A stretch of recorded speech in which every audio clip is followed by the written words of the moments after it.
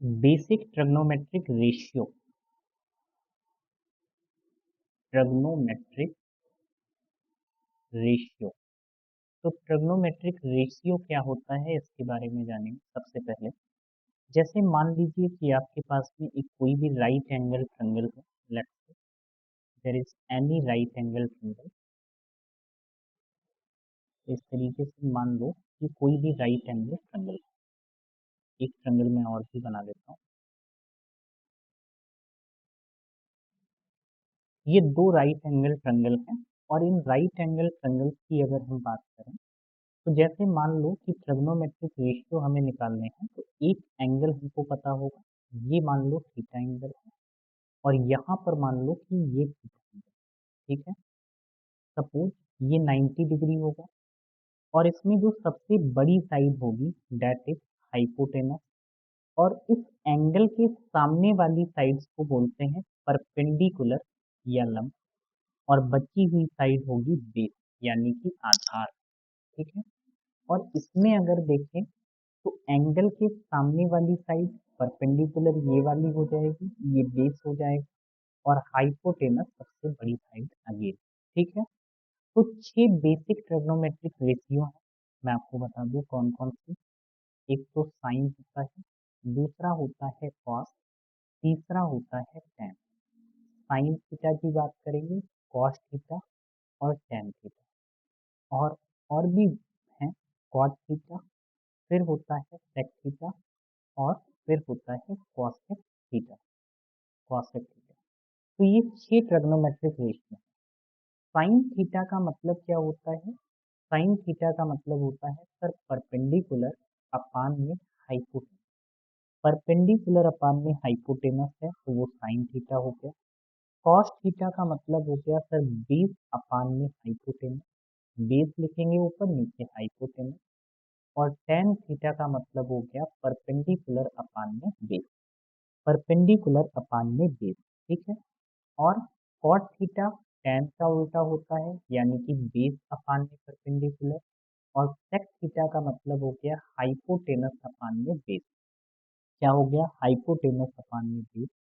और cosec theta का मतलब हो गया कि हाइपोटेनस अपान में परपेंडिकुलर, ठीक है।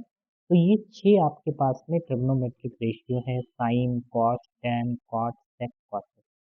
साइन थीटा है परपेंडिकुलर अपान में हाइपोटेनस, कॉस थीटा है बेस अपान में हाइपोटेनस, टैन थीटा है परपेंडिकुलर अपान में बेस, कॉट टैन का उल्टा है बेस अपान में परपेंडिकुलर, सेक जो है वो कॉस का उल्टा है हाइपोटेनस अपान में बेस, और कॉसेक साइन का उल्टा है हाइपोटेनस अपान में परपेंडिकुलर। ये बात समझ में आ गई।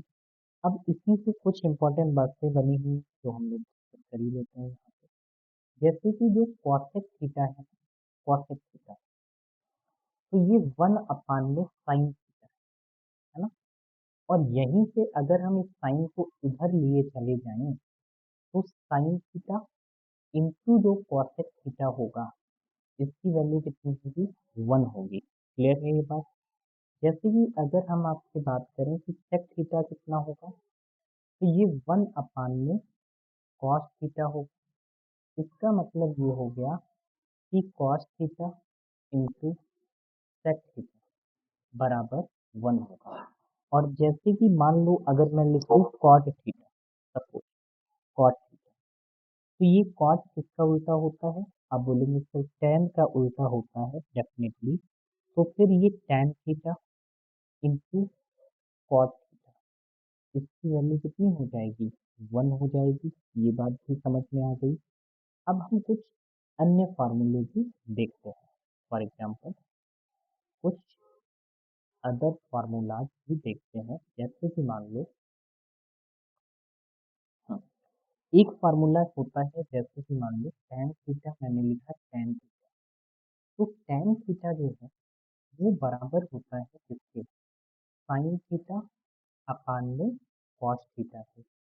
या इसी को लिख सकते हैं क्या, कॉस को ऊपर कर दो, सेक थीटा, साइन को नीचे ले आओ, तो फिर क्या हो जाएगा, कॉसेक थीटा। नहीं समझ, तो टेन थीटा की वैल्यू होती है साइन थीटा अपान में कॉस थीटा, बराबर होता है सेक थीटा अपान में कॉसेक थीटा। इसके बाद अगर हम कॉट थीटा की बात करें तो कॉट थीटा क्या होता है?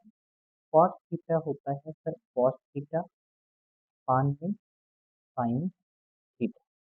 यानी कि इसे हम लोग लिख सकते हैं क्या? इसे हम लोग लिख सकते हैं कॉसेक थीटा अपान में सेक थीटा। ये कॉट थीटा हो गया। तो टैन थीटा क्या होता है? साइन अपान में कॉस या फिर सेक अपान में कॉसेक। और कॉट थीटा होता है कॉस अपान में साइन या कॉस अपान में सेक। ठीक है, तो ये कुछ बेसिक ट्रिग्नोमेट्रिक रेशियो थे जो अभी हमने कवर किए हुए हैं। ठीक है,